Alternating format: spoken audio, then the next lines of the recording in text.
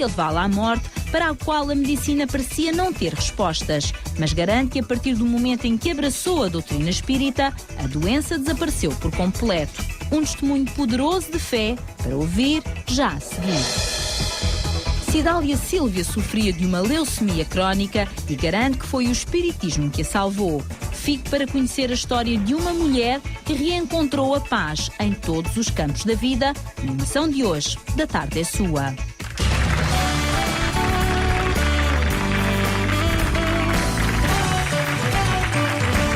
E cá estamos nós para a segunda.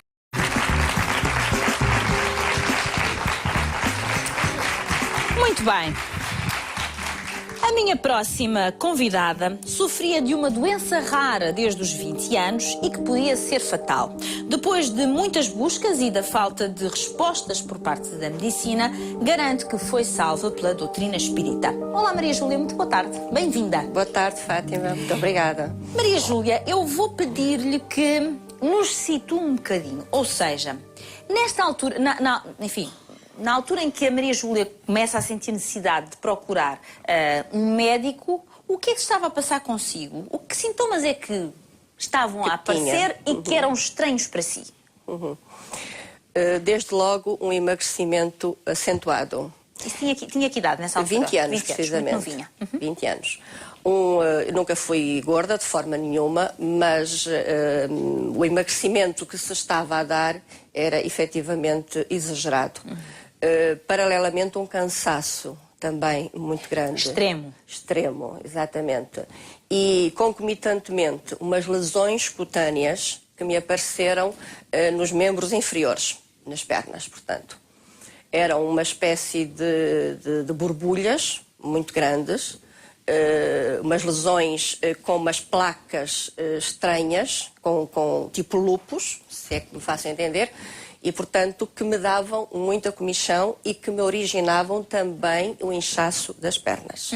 Portanto, estes eram basicamente os sintomas. Eu não tive outros sintomas, embora saiba hoje que a doença é suscetível de digamos assim, desencadear outro tipo de sintomas, verdade. No entanto, eu não os tive. Preocupou-me a situação das pernas, das borbulhas, portanto, procurei o médico, inicialmente médico de família. Enfim, seria uma alergia, seria, enfim, qualquer coisa de leve, vamos dizer-lhe assim, mas não nada de gravidade.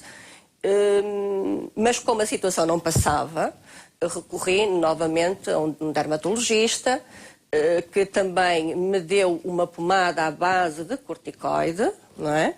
E que efetivamente ajudou a aliviar o sintoma em si, mas não a sarar o problema, porquanto, à medida que algumas podiam ir secando, algumas feridas, outras apareciam, exatamente. E segundo sei, foi só com o pneumologista que a Maria Júlia ouviu falar em sarcoidose. Não é um nome fácil, às vezes atrapalho-me um bocadinho a dizer este nome. É verdade. Que confesso que quando li, não é uma doença de que se fala assim muito. Não, continua a ser ainda uma doença rara hoje em dia. Que doença é esta, Maria Júlia? É uma doença do foro inflamatório do organismo e poderá manifestar-se em vários órgãos, desde os pulmões, que é justamente onde a doença mais se poderá instalar, nos gânglios linfáticos, daí que o médico depois pesquisou sempre as ínguas, a ver se eu tinha nas axilas, no pescoço, nas virilhas. Nunca tive esse tipo de sintomas também, mas, portanto, os gânglios, não é? A parte renal pode ser afetada, o fígado e o baço, porquanto esses órgãos começam a inchar, digamos assim, e o próprio coração.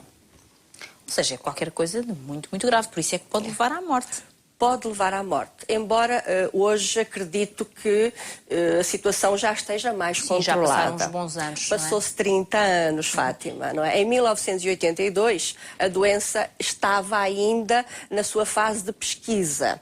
Embora aquilo que saiba hoje é que ela continua a ter causa desconhecida, não é?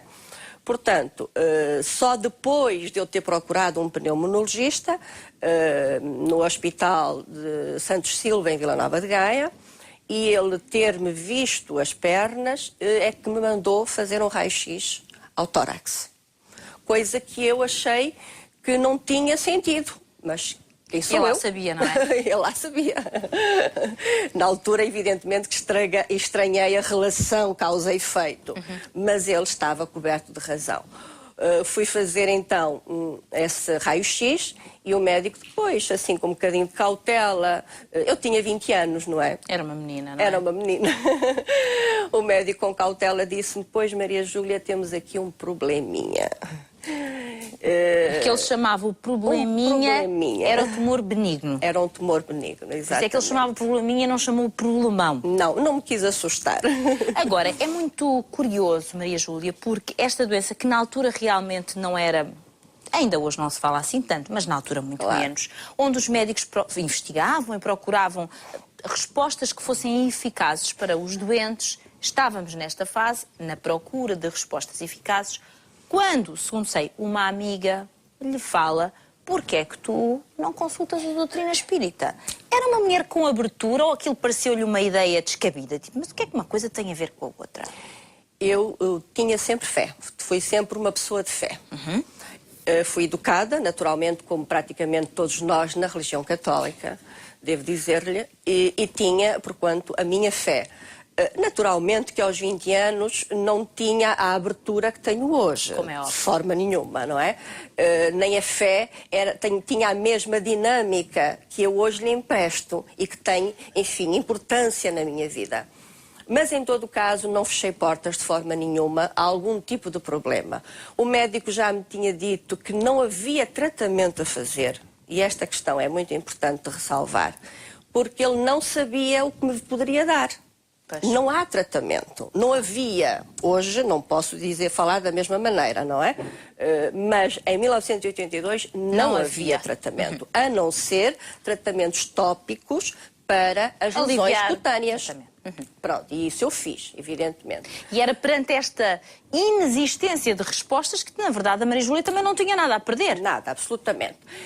Deixe-me fazer um parênteses, por favor, Fátima, para dizer que nesse intervalo o médico quis aferir realmente a doença. Então, marcou-me um exame que é chamada a broncoscopia, que é um exame em que, enfim, metem um tubo pela boca dentro até aos pulmões, não é? E que procuram depois retirar um pedaço para análise do tumor. E pedaço esse que foi analisado, confirmando assim aquilo que tinha. A minha doença, exatamente. Bom, nessa altura, então... Tem que avançar um bocadinho mais, Maria Júlia. Peço desculpa. Tem que avançar aqui um bocadinho mais. Quando a Maria Júlia, vou pegar onde eu há pouco estava, quando a Maria Júlia recebe esta sugestão por parte de uma amiga, que sei que era uma amiga de confiança, não era uma amiga qualquer, era uma amiga em quem confiava, uma pessoa que sabia que tinha bom senso, que é uma coisa que faz muita falta. Exatamente. Decidiu experimentar. Na verdade, não tinha nada a perder. Justamente. E 3 meses depois de ter iniciado, como é que eu digo? Tratamentos espirituais. Pronto, sim. Tratamentos espirituais. Estava curada. O tumor desapareceu.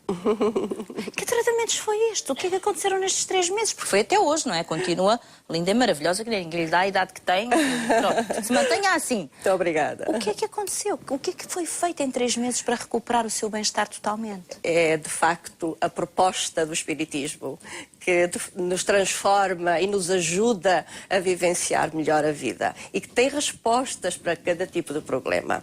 Não para curar corpos, atenção. Porque aqui, este caso, de facto, poderá parecer um bocadinho ambíguo, mas a minha doença era uma doença do foro espiritual, que se manifestou no físico, não é? Portanto, não era propriamente e tão só uma doença fisiológica. Daí que foi possível remontar às causas da doença, que era uma entidade espiritual que estava comigo, e que num processo de vingança, fruto de vidas anteriores, estava acoplada ao meu, digamos assim, ao meu perispírito, ao meu corpo espiritual, e que me passou, digamos assim, todas as suas vibrações deletérias, os seus fluidos malsãos, oriundos de um passado que onde naturalmente fomos os dois infelizes. Ou seja, vou aqui passar a palavra ao José Lucas, da Associação de Divulgadores de Espiritismo de Portugal. José, muito boa tarde, antes de mais. Ou seja, apaziguada esta situação, que era uma situação de desequilíbrio, como já percebemos, aos poucos a Maria Júlia foi recuperando a sua saúde. É isto? Fiz uma interpretação correta ou não? Sim. Superficial, porque eu não sou perita na matéria, foi o que me pareceu. O grande equívoco hoje em dia é nós pensarmos que somos um amontoado de células. E felizmente hoje em dia já há muitos médicos, psiquiatras, psicólogos e médicos de várias áreas que estão a descobrir a componente espiritual do ser humano. Então, nós somos um conjunto de três coisas. Somos uma alma com uma corporeidade energética, aquilo que nós chamamos o corpo espiritual, e com um corpo físico temporário neste planeta, que quando largamos o nosso corpo pelo fenómeno natural da morte, continuamos a viver a alma mais o seu corpo energético, igual a este, só que noutro estado da matéria. O que é que acontece? Todos nós vivemos em conjunto, quer o mundo físico, quer o extrafísico. E pode haver momentos de sintonia. Por exemplo, a Maria Júlia, provavelmente, pela sua sensibilidade, algum tipo de mediunidade que tenha, ela conseguiu captar a presença daquela pessoa que ali estava. Então, como todos nós somos médiuns, como Allan Kardec explica no livro dos médiuns, que é onde está a parte experimental do espiritismo, como todos nós somos médiuns, todos nós temos capacidade de captar telepaticamente os estados da alma de alguém. Daí que, repentinamente, possamos sentir bem-estar, mal-estar, determinados sofrimentos que não são nossos, né? Tal como aconteceu no caso que a Maria Júlia reportou. Era uma pessoa que tinha falecido com aquele tipo de doença, provavelmente, e que por afinidades mentais, que agora não interessa estar a explicitar, que demorariam muito tempo, ela estava a captar a doença, a sentir a doença como sendo dela e que se somatizava. Isto é de tal maneira importante que vai revolucionar um dia a medicina. E era importante, de facto, que os médicos começassem a ler o livro dos Espíritos, o livro dos Médiuns, o Evangelho segundo o Espiritismo, enfim, os livros de Allan Kardec, para poderem também olhar para as pessoas como um ser imortal, temporariamente num corpo carnal, e não como um ser carnal que não é imortal. Muito bem, o José vai continuar connosco porque ainda vamos ter mais um testemunho dentro deste tema. O certo de Maria Júlia é que a Maria Júlia recuperou a sua saúde, depois casou. Sei que o seu marido, tal como a Maria Júlia, também abraça a doutrina espírita e a Maria Júlia, nestes anos todos, também. Ou seja, hoje em dia é a Maria Júlia que ajuda outras pessoas. Exatamente. Hoje em dia, quer dizer, há uns bons anos que o faz, não é? E deve sentir-se feliz por isso. Muito feliz, muito gratificada, Muito porque bem. na verdade receber a bênção que eu recebi numa idade tão jovem, que me permitiu abrir caminhos e horizontes novos para a vida, não é? Fez de mim uma pessoa diferente. Sem dúvida nenhuma. Não é? Sim. Hoje eu sei que aquilo que sou, digamos assim, devo à doutrina espírita. Muito bem. Bom, a Maria Júlia deixa-nos aqui uma bonita história. Maria Júlia, gostei muito de a conhecer. Muito é obrigada. uma doçura, é uma Obrigada, doçura. querida. Desejo-lhe as maiores felicidades e muito obrigada. E este tema é um tema que nós vamos continuar. Eu sei que os nossos espectadores se interessam muito por perceber mais os pormenores dentro deste tema. Nós já vamos continuar. Agora